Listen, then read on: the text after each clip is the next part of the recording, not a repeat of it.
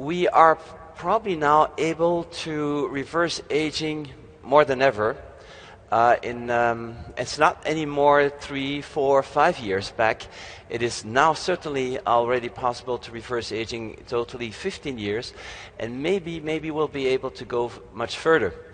And this will be the underlying theme, because the consequence will be that possibly we'll be able, at least some of you will be able to live 40 years longer than normally expected based on the data now available.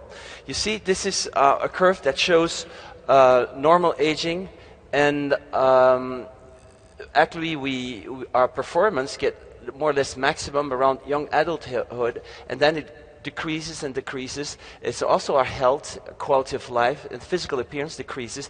And then there's a period actually of morbidity that starts around 50, 55, 60 years, depending on the individual, where you have disease. You have a high cholesterol, you have a heart maybe that doesn't work as well, you have maybe had a cancer already, and joint pains. And this is actually when we do nothing for aging, we'll have a normal aging, which is unhealthy aging. And when you look here, you see the figures of memory loss. You see that the highest figures come around 85 years, where there's Alzheimer or and at least cognitive impairment. You see that at least about 50% of the people will have cognitive impairment. Is this the future you want to have? But this is actually our present.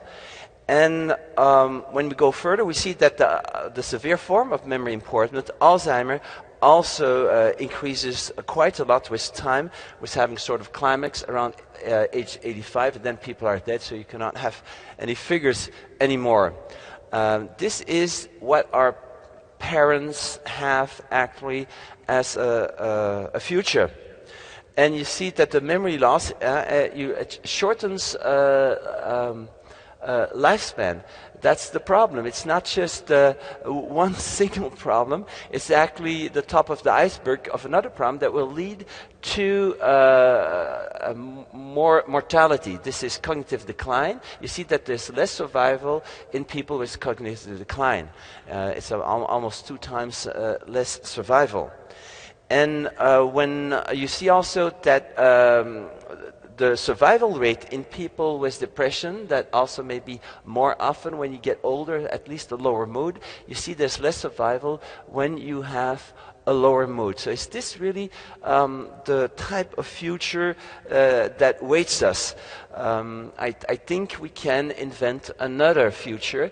And you see here, this is the number of musculoskeletal pain that increases with age. So 71% and here something like 38% have actually some pain, the neck pain, back pain, and somewhere pain in the body is very present. So that the total amount is really a lot, and it decreases with age. This is what happens with aging. So many people say, don't do anything on aging because it might be dangerous what you do. It's never as dangerous as not doing nothing.